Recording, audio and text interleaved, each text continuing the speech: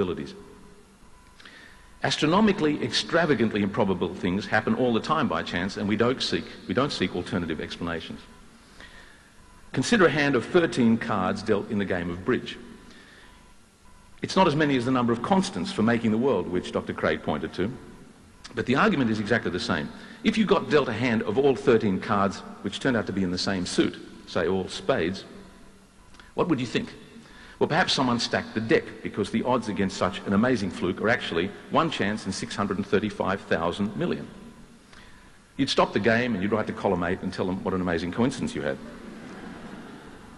But let's say you're dealt the usual, ordinary, boring hand of mixed up cards. You don't accuse the dealer of cheating and call the Sydney Morning Herald every time you're dealt a hand. But actually, each hand you are dealt is just as improbable, 635,000 million to 1. They're all equally improbable, and you have to get dealt one of them. It's just that we don't find most of them very interesting. So what? No matter how many cards or physical constants, the outcome has to be one of these. They're equally unlikely as this one that we happen to be in. So the mere unlikelihood of this arrangement is not on its own enough to conclude. On its own, it's not enough to conclude that it couldn't have been an accident. We might not have been here, of course, in those other worlds to remark on our good fortune. But that's like people who survive against great odds in the war. They're the ones who get to tell the story. It doesn't mean that their amazing luck was anything other than amazing luck. The famous Cornell astronomer Carl Sagan wrote an essay once about Norman Bloom, the messenger of God. When I was a graduate student, I used to see Norman Bloom hanging around the gates of Columbia University in New York, distributing his pamphlets in which he gave a novel proof of God, in this case from the telephone directory. I think it only worked for the Manhattan directory and not for Brooklyn.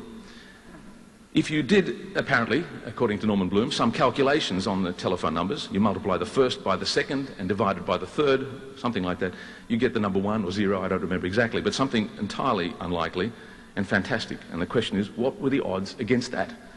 Well, Norman Bloom said it's a zillion to 1. And he says it can't be an accident, perhaps the hand or the mind of God.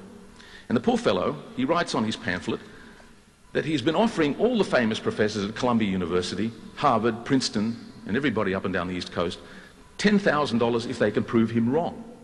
Well, nobody's taken up his offer, so he thinks he wins. I think we've heard that one before. One final remark on perfection. David Hume, the philosopher, pointed out, or he asked the question, how do we know that this world is so perfect anyway?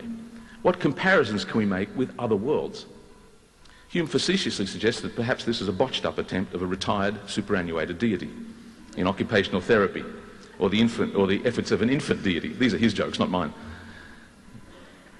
But as far as life is concerned, it was the late Stephen Jay Gould who pointed out that it's actually the imperfections of the world that are the best evidence, in this case, for evolution by natural selection rather than design. For example, why would an omnipotent God design horses' hooves, bat wings, and porpoise flippers, all with 5 fingers, like our hands?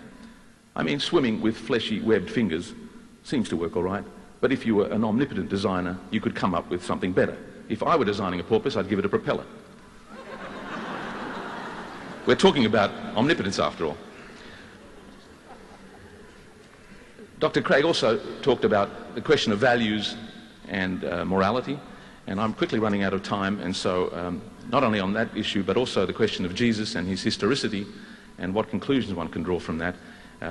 I might come back to that more fully in my rebuttals and my second attempt to have a discussion, but let me just go back while I've got a couple of seconds to mention something relevant to that.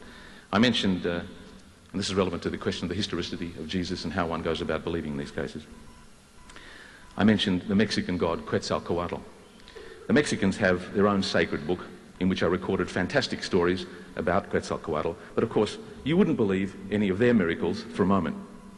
And you don't care how many Mexican Indians saw them with their own eyes. And of course their book is only 500 years old. As the philosopher David Hume pointed out, human testimony is pretty unreliable, especially when it comes to claims which contravene everything we know about the laws of nature. Or perhaps maybe Mexican Indians are less reliable than ancient Middle Easterners. And of course they tell me that if I don't accept Quetzalcoatl into my life, when I die, I'll never get to see the great enchilada in the sky for all eternity.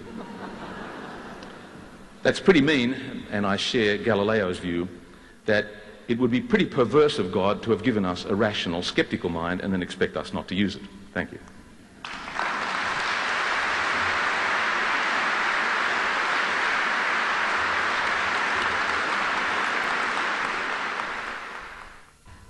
Well, now, our debaters have laid out their case.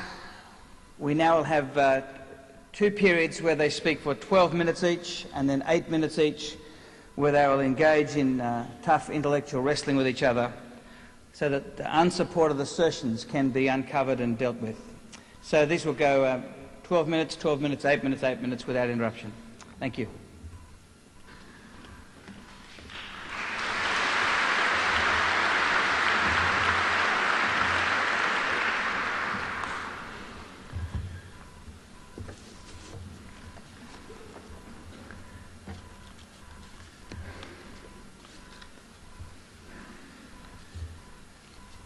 Well, I want to thank Professor Slezak for his trenchant response to my opening arguments.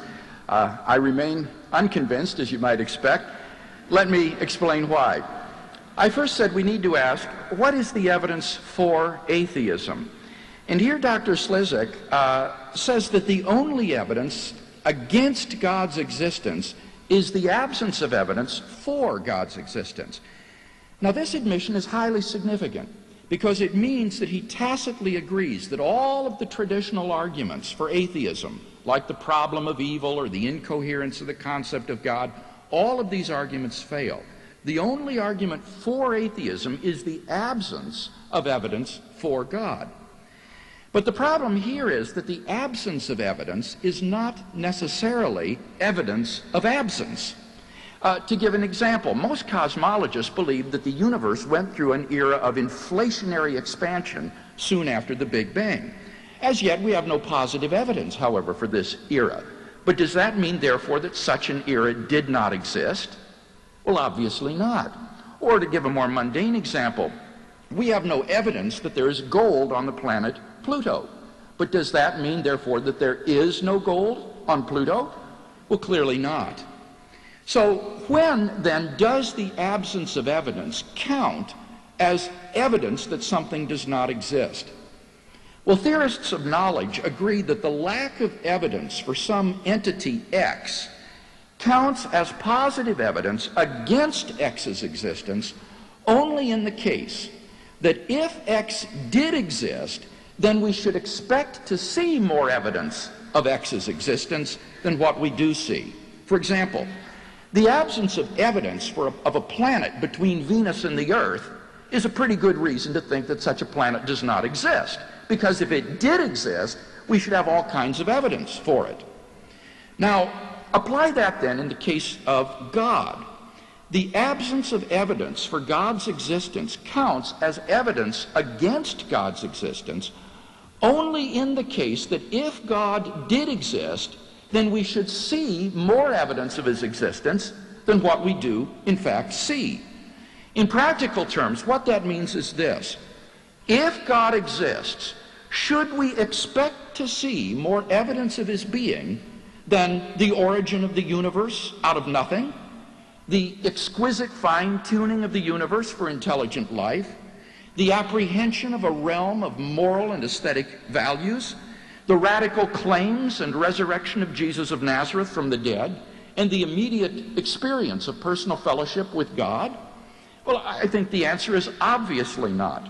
So to carry his argument, Dr. Slezak has to prove that it is highly probable that if God exists, we should have more evidence of his existence than what we do in fact have.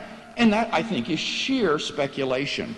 And thus, in the case of God, I do not think that the absence of evidence is at all a positive argument against the existence of God, and yet that's all he's had to offer you tonight on behalf of atheism. So I don't think we've seen any good reason to think that atheism is true. Now, what about that second question? What is the evidence that God does exist? Here I offered 5 lines of evidence. First, the origin of the universe. Notice that Dr. Slezak responds to this argument by agreeing